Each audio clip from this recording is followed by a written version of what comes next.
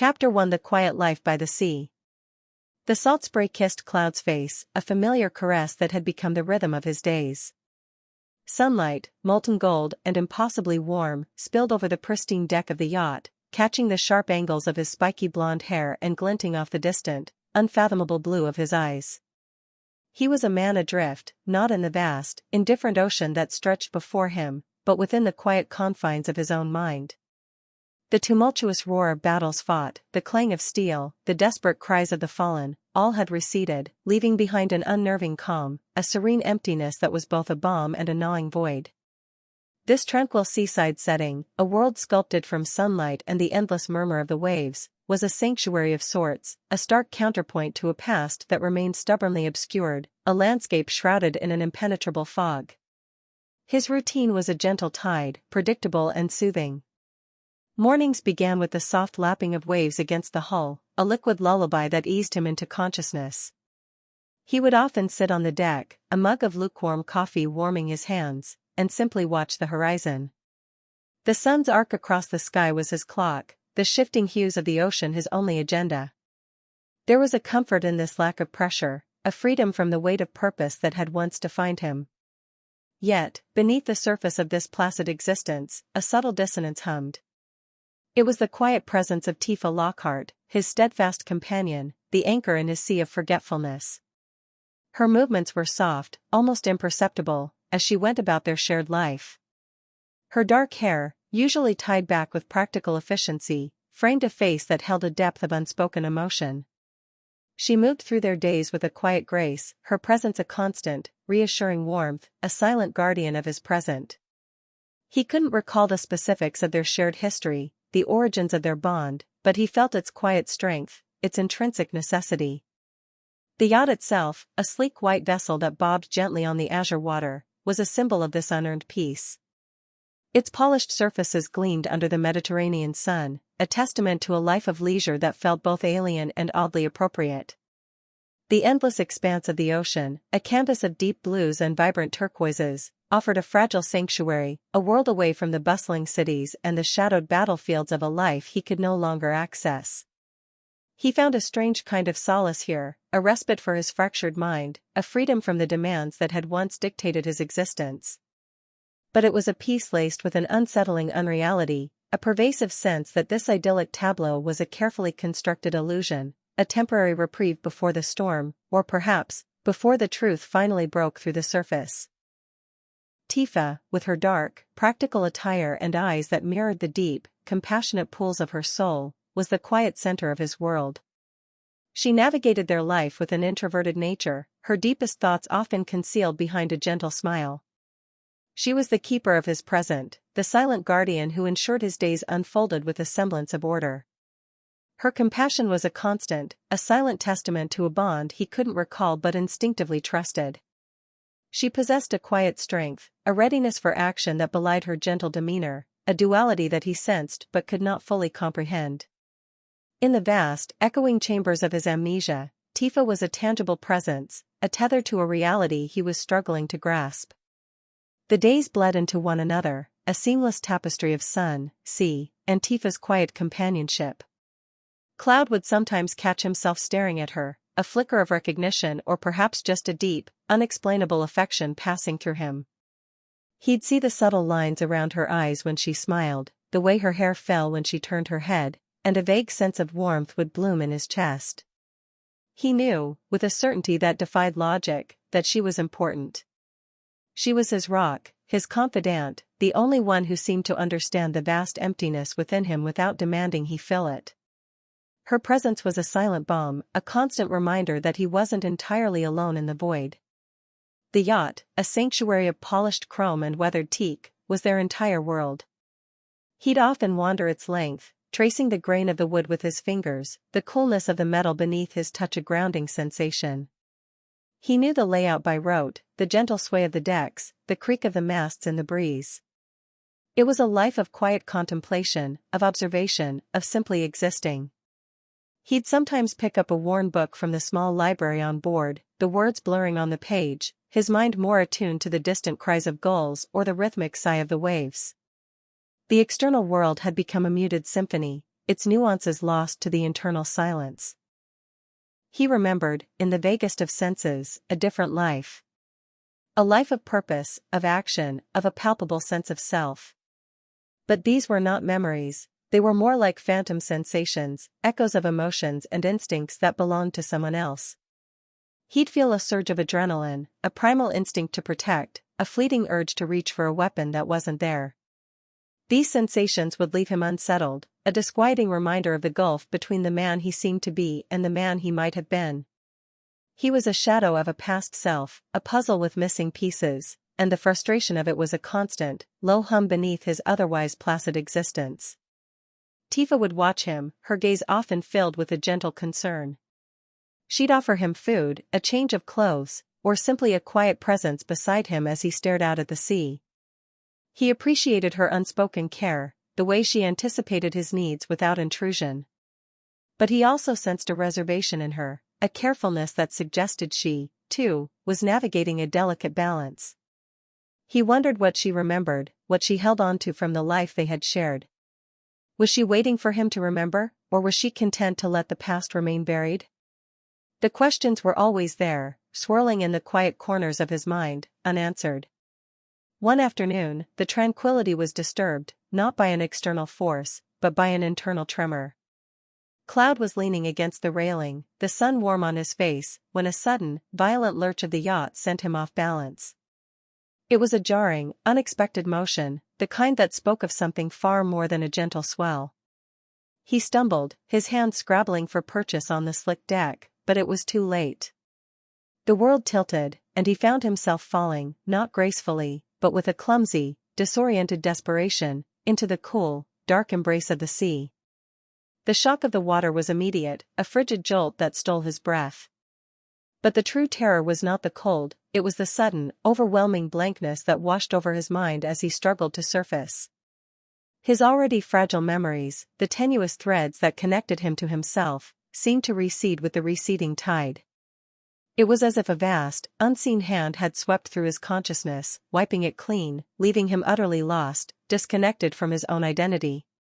The peaceful existence, the gentle routine, the quiet companionship, all of it dissolved in the icy shock of the water, leaving him in a state of profound amnesia, adrift in a sea far more turbulent than the one that now threatened to engulf him. He flailed, his mind a chaotic void, the simple act of remembering who he was, or what he was supposed to do, now an insurmountable challenge. The familiar blue of his eyes, usually distant, now held a raw, uncomprehending panic. The sun, moments before a source of warmth, now seemed a distant, mocking eye in a sky that offered no answers. The gentle lapping of the waves had become a menacing whisper. The soundtrack to his complete and utter disorientation. The world had become an alien landscape, and he, a stranger even to himself. He was drowning, not just in the sea, but in the terrifying depths of his own oblivion. The ocean, vast and indifferent, had become the stage for Cloud's quiet existence. Days melted into one another, each sunrise painting the sky with hues of rose and gold, each sunset bleeding into twilight with a whisper of indigo. The gentle rocking of the yacht was a constant, a lullaby that soothed the frayed edges of his consciousness. He found a strange solace in the predictability of it all, a life stripped bare of the complexities that had once defined him. The crisp, salty air filled his lungs, a clean slate against the muddled landscape of his memory. He would often find himself on deck, his gaze lost in the infinite expanse of blue, his mind a still pool reflecting only the sky above. The rhythmic crash of waves against the hull was a steady beat, a pulse that grounded him in the present, however fragmented. It was in these quiet moments, suspended between memory and oblivion, that Tifa's presence became most profound. She moved through their shared life with an almost spectral grace, her footsteps soft on the polished wood, her movements economical and deliberate. Her dark hair, usually pulled back into a practical knot, would sometimes escape in tendrils, framing a face that held a universe of unspoken emotion. Her eyes, the color of rich earth after a rain, were pools of quiet understanding, reflecting the vastness of his own internal void without judgment or demand. She was an anchor in his sea of forgetfulness, a constant, reassuring warmth that he couldn't rationally explain but instinctively trusted. Tifa's outward appearance was a study in understated functionality. Her attire, a practical blend of skirts and shorts, hinted at a readiness for action that belied her gentle demeanor. It was a quiet nod to a past he couldn't recall, a practicality that suggested a history of preparedness. He'd see her tending to the yacht, her hands sure and capable as she adjusted sails or wiped down the gleaming surfaces. There was a strength in her movements, a quiet resilience that spoke of a deep well of inner fortitude. She managed their small world with an introverted grace, her deepest thoughts often concealed behind a gentle smile or a soft, almost imperceptible sigh. He knew, with a certainty that transcended logic, that she was vital to his survival, a silent guardian of his present existence. He watched her, often, when he thought she wasn't aware. He saw the way her brow furrowed slightly in concentration as she read a book, the way her lips curved into a faint smile at the antics of the gulls wheeling overhead. There was a quiet dedication in her care for him, a selfless devotion that both comforted and perplexed him. She anticipated his needs before he voiced them, offering a cup of water, a warm blanket, or simply a comforting presence beside him as he stared out at the ceaseless motion of the ocean. Her compassion was a tangible force, a silent balm that soothed the raw edges of his amnesia. He couldn't recall the specifics of their shared past, the moments that had forged their bond, but he felt its quiet strength, its intrinsic necessity. There were times, fleeting and elusive, when a flicker of something, recognition, perhaps, or a deep, unexplainable affection, would pass through him as he looked at her. He'd see the subtle lines around her eyes when she offered him a small, encouraging smile, the way her hair caught the sunlight as she turned her head, and a vague sense of warmth would bloom in his chest, a gentle counterpoint to the pervasive emptiness. He felt a profound sense of gratitude for her unwavering presence, for the fact that she never pushed him to remember, never demanded that he fill the void within him. She simply accepted him, a man adrift, and offered him her quiet companionship. The yacht, a vessel of polished chrome and weathered teak, had become their entire world, a self-contained universe bobbing on the vast, indifferent sea. He'd often wander its length, tracing the grain of the wood with his fingers, the cool, smooth metal a grounding sensation against his skin. He knew its every creak and groan, the gentle sway of the decks, the rustle of the sails in the breeze. It was a life of quiet contemplation, of observation, of simply existing. He'd sometimes pick up a worn book from the small library on board, the words blurring on the page, his mind more attuned to the distant cries of gulls or the rhythmic sigh of the waves. The external world had become a muted symphony, its nuances lost to the internal silence. Yet, beneath the placid surface of his existence, a subtle dissonance often hummed. It was the persistent, nagging feeling that this serene life, this unearned peace, was a carefully constructed illusion. He would sometimes experience phantom sensations, echoes of emotions and instincts that belonged to someone else. A surge of adrenaline, a primal instinct to protect, a fleeting urge to reach for a weapon that wasn't there, these would leave him unsettled, a disquieting reminder of the gulf between the man he appeared to be and the man he might have been. He was a shadow of a past self, a puzzle with missing pieces, and the frustration of it was a constant, low hum beneath his otherwise placid days. Tifa, he sensed, was also navigating a delicate balance. He would catch her observing him, her gaze often filled with a gentle concern, a silent question that hung in the air between them. Was she waiting for him to remember, or was she content to let the past remain buried, a forgotten land locked behind an impenetrable door? He wondered what she held on to from the life they had once shared, what memories she cherished or perhaps, what she feared. Her introverted nature, while a source of comfort in its quietness, also served as a barrier, keeping her deepest thoughts and fears hidden from his view. One afternoon, as the sun began its slow descent towards the horizon, painting the sky in fiery oranges and soft purples, Cloud found himself on the foredeck. The familiar, comforting rhythm of the waves seemed to amplify the silence within him. He leaned against the railing, the salt spray cool on his face, lost in the endless contemplation of the sea. A sudden, unexpected lurch of the yacht, more violent than any he had experienced before, jolted him from his reverie. It was a jarring, disorienting motion, the kind that spoke of something far more than a gentle swell. He stumbled, his hands scrabbling for purchase on the slick, wet deck, but it was too late. The world tilted, a dizzying, chaotic spin, and he found himself falling, not with the practiced grace of a seasoned sailor, but with a clumsy, desperate flailing, into the cool, dark embrace of the sea. The shock of the water was immediate, a frigid jolt that stole his breath and sent a wave of icy terror through him. But the true horror was not the cold, it was the sudden, overwhelming blankness that washed over his mind as he struggled to surface. His already fragile memories, the tenuous threads that connected him to himself, seemed to recede with the receding tide, as if a vast, unseen hand had swept through his consciousness, wiping it clean, leaving him utterly lost, disconnected from his own identity. The peaceful existence, the gentle routine, the quiet companionship, all of it dissolved in the icy shock of the water, leaving him in a state of profound amnesia, adrift in a sea far more turbulent than the one that now threatened to engulf him. He flailed, his mind a chaotic void, the simple act of remembering who he was, or what he was supposed to do, now an insurmountable challenge. The familiar blue of his eyes, usually distant and introspective, now held a raw, uncomprehending panic. The sun, moments before a source of warmth and comfort, now seemed a distant, mocking eye in a sky that offered no answers. The gentle lapping of the waves had transformed into a menacing whisper, the soundtrack to his complete and utter disorientation. The world had become an alien landscape, and he, a stranger even to himself. He was drowning, not just in the sea, but in the terrifying, boundless depths of his own oblivion. The sudden immersion had plunged him back into the abyss of his amnesia, stripping away the fragile present and leaving him utterly exposed, a castaway on the shores of his own mind. The very act of falling had acted as a reset, a brutal erasure of the few, precious threads that had anchored him. He felt himself sinking, not just through the water, but through the layers of his own being, each moment a further descent into the unknown. He was a ghost in his own life, haunting a body and a mind that no longer recognized him. The water was both a torment and a strange, dark solace, a liquid oblivion that promised an end to the confusion, a final surrender to the emptiness.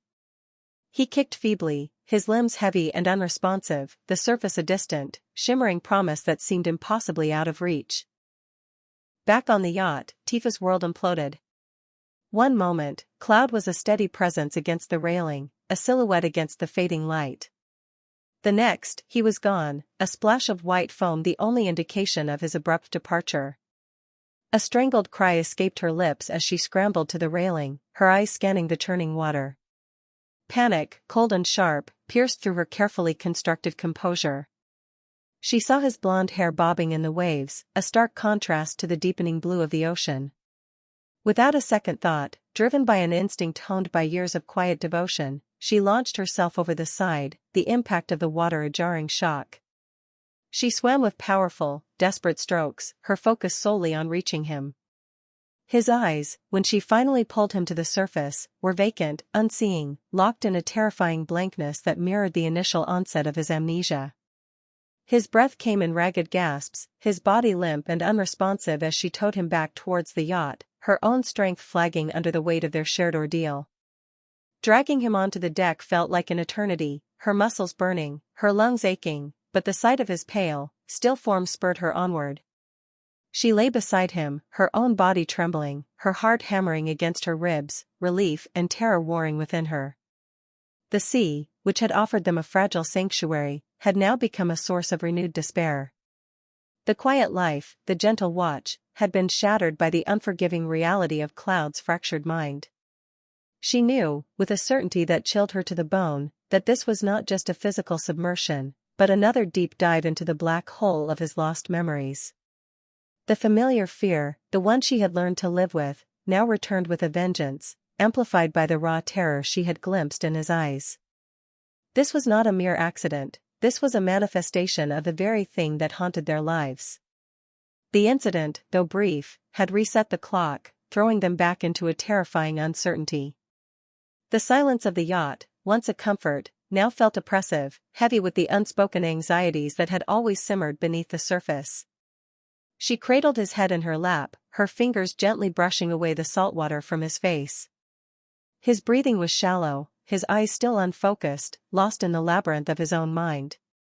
The sun, now dipping below the horizon, cast long, distorted shadows across the deck, mirroring the disarray in her own thoughts. She whispered his name, a soft, pleading sound lost in the vastness of the twilight sea. The quiet watch had become a desperate vigil.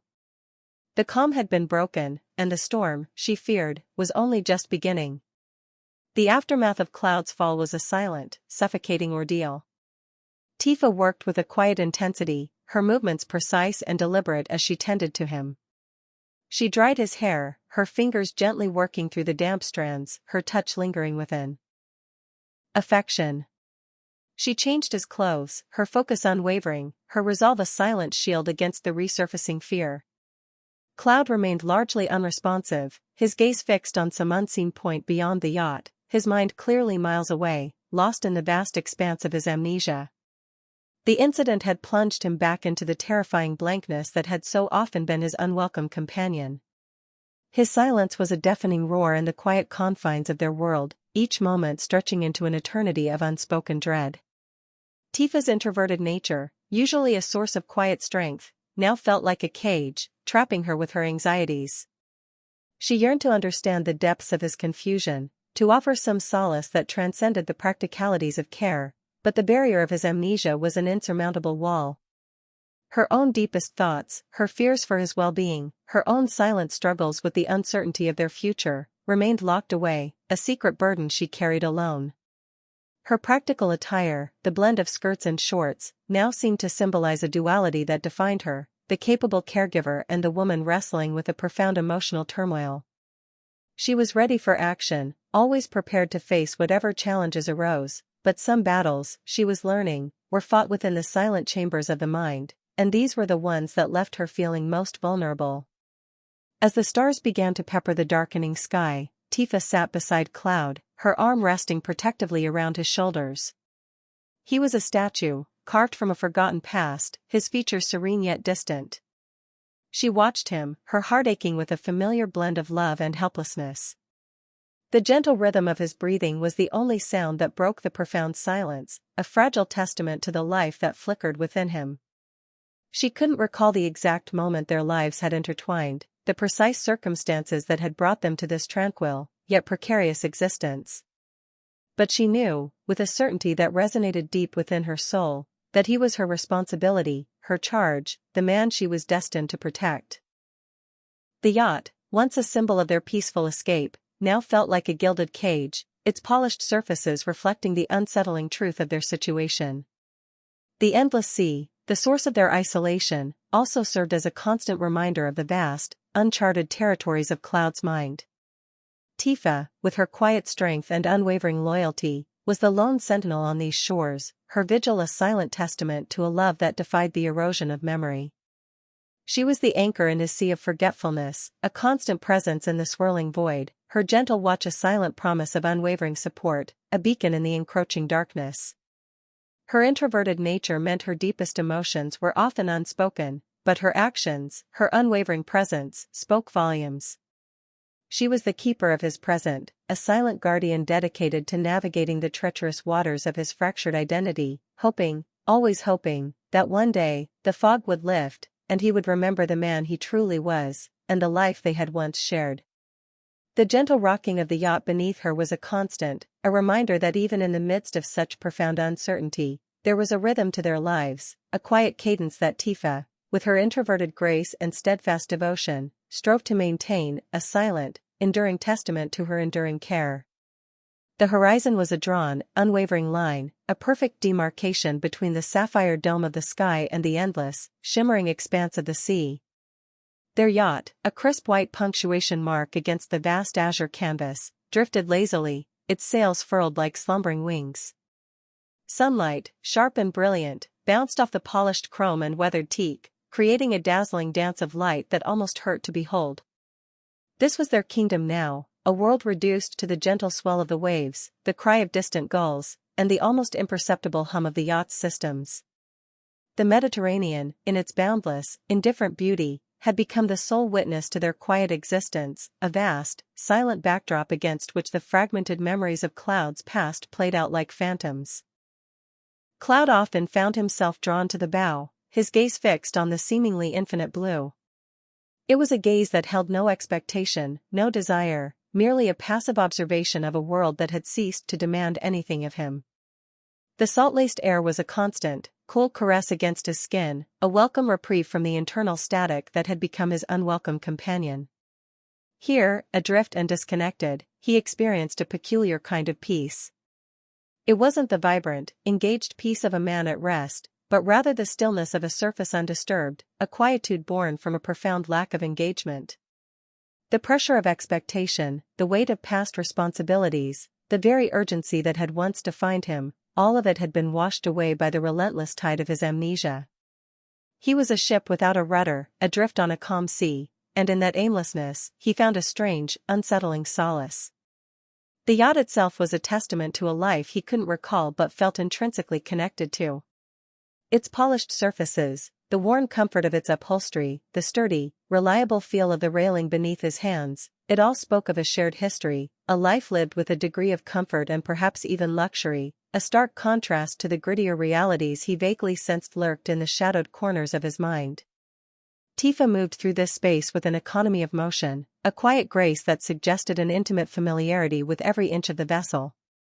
She was the anchor in this drifting existence, her presence a constant, grounding force in the formless void of his memory. He would watch her sometimes, when he thought she wasn't aware, though he suspected she was always aware. She would be tending to some task, adjusting a canvas cover, polishing a brass fitting, or simply standing at the railing, her dark hair catching the sunlight, her profile a study in quiet contemplation. Her movements were fluid and deliberate, imbued with a purpose that he could only observe, never fully comprehend. Her compassion was a palpable thing, a silent current that flowed between them, offering a gentle warmth that counteracted the chill of his amnesia. She didn't demand, she didn't question, she simply was there, a steadfast presence that filled the spaces where his own sense of self had crumbled. He knew, with a certainty that transcended the need for conscious recall, that Tifa was more than just a companion, she was a guardian. Her outward practicality, the way she navigated their confined world with such efficient competence, hinted at a resilience forged in the crucible of experience. He saw it in the way she handled the yacht's equipment, the calm efficiency with which she prepared their meals, the quiet vigilance in her eyes as she watched him. There was a strength in her, a quiet fortitude that felt as ancient and enduring as the sea itself. Her introverted nature, while sometimes creating a subtle distance, also served as a protective buffer, shielding him from the sharper edges of her own potential anxieties. He sensed that she carried burdens, unspoken worries that she bore with a stoic grace, her deepest concerns veiled behind a gentle smile or a soft, understanding gaze. The Mediterranean sun, so warm and pervasive, cast a deceptively tranquil spell over their days. The azure expanse was not just a visual spectacle, it was a psychological balm. The sheer scale of it, the overwhelming vastness, served to dwarf the internal landscape of his confusion. It was a world without sharp edges, without the cacophony of urban life, without the constant threat of conflict that he vaguely intuited had once been a part of his existence. Here, the loudest sound was the rhythmic sigh of the waves against the hull, a lullaby that seemed to smooth the jagged terrain of his fractured mind. Yet, despite the surface tranquility, an undercurrent of unreality persisted. It was a subtle dissonance, a persistent whisper at the edge of his awareness that suggested this placid existence was too perfect, too serene to be entirely real. He would sometimes experience phantom sensations, a sudden, inexplicable urge to lash out, a fleeting instinct to protect, a phantom weight of a weapon in his hand that wasn't there. These moments, though brief, were unsettling, like glitches in the fabric of his current reality, hinting at a past self that was vastly different, a self with ingrained reflexes and a honed sense of danger that his current, amnesiac state couldn't access. The quiet life by the sea felt like a meticulously constructed illusion, a fragile bubble of peace that he feared could burst at any moment. He often wondered about the circumstances that had led them here, to this isolated existence on the water. What past had they been fleeing? What enemies had they left behind? Tifa never volunteered information, and his own inability to remember made the questions burn with a silent intensity. He sensed her watchfulness, the way her gaze would sometimes linger on him, a mixture of tenderness and a subtle, guarded concern in her deep-set eyes. Was she content with this quiet life, or was she merely waiting for the right moment to reveal whatever truths lay buried beneath the surface? Her introverted nature, while a source of comfort, also served as a barrier, keeping her own thoughts and feelings shrouded in a gentle mystery. One particularly warm afternoon, as the sun reached its zenith, casting a blinding glare on the water, Cloud found himself leaning against the polished railing, the scent of brine and sunbaked wood filling his senses. The sea was a spectacle of shimmering blues, from the deep, almost indigo hues near the yacht's hull to the pale, translucent turquoise where it met the distant horizon. He felt a profound sense of detachment, a serene emptiness that was both comforting and vaguely unnerving. It was as if he were observing himself from a great distance, a detached spectator in his own life. The gentle rocking of the yacht was a hypnotic rhythm, a constant, soothing sway that threatened to lull him into a deeper state of unawareness. He traced the grain of the wood with his fingertips, the worn texture familiar beneath his touch. The yacht was more than just a vessel, it was their entire world, a self-contained universe of polished surfaces and quiet routines. The absence of any landmass, any sign of civilization, amplified the sense of isolation. They were truly alone, adrift in a vast, indifferent ocean. The thought should have been terrifying, but in his current state, it felt almost natural. The world outside this small, floating sanctuary seemed distant and irrelevant, a jumble of noise and confusion that his mind was no longer equipped to process. He remembered, or rather, he felt a faint echo of a memory, a fleeting impression of a different kind of blue, a bluer blue, perhaps, one that had been tinged with something more intense. The sky above them now was a brilliant, almost painfully pure azure, yet it lacked a certain depth, a certain resonance that he felt was missing. It was a sensation as ephemeral as the mist that sometimes rose from the sea at dawn, a ghost of a recollection that vanished the moment he tried to grasp it. This was the nature of his amnesia, flashes of sensory input without context, fragments of feeling without origin. Tifa approached him then, carrying 2 glasses of cool, clear water. Her presence was a quiet intrusion into his solitary contemplation, a gentle reminder of the shared reality they inhabited. She handed him a glass, her fingers brushing his, a fleeting moment of contact that sent a subtle warmth through him. He drank, the water a cool, refreshing balm, and for a moment, he felt a faint stirring, a nascent flicker of something akin to gratitude, a quiet acknowledgement of her unwavering care. "The sea is beautiful today," she murmured, her voice soft, almost hesitant, as if she were offering an observation rather than seeking a response. He merely nodded, his gaze still fixed on the horizon. The beauty of the sea was undeniable, a visual symphony of color and light. But for him, it was also a mirror, reflecting the vast, empty expanse within his own mind. He saw the azure, the endless blue, and felt only the profound absence of anything that could fill it. The unreality of his situation was like a subtle, persistent hum, a low-frequency vibration that ran beneath the surface of his days, a constant reminder that this idyllic existence was a fragile construct, a temporary reprieve from a past that remained stubbornly, terrifyingly out of reach. He was a man of leisure, yes, but his leisure was born not of choice, but of an imposed emptiness, a life lived on the quiet, unmoored edge of the azure expanse. The Mediterranean sun beat down, a silent witness to his unresplendent peace, a peace as vast and as empty as the ocean that surrounded them. The days unfolded with a monotonous grace, each sunrise a promise of more of the same, each sunset a gentle descent into a quiet, unthinking night. He was a spectator to his own life, a phantom in a sun-drenched paradise, forever gazing out at the endless blue, seeking an answer that lay somewhere beyond the horizon, a truth lost in the vast, silent expanse of the sea. The illusion of peace shattered with a violence that defied the serene beauty of the Mediterranean.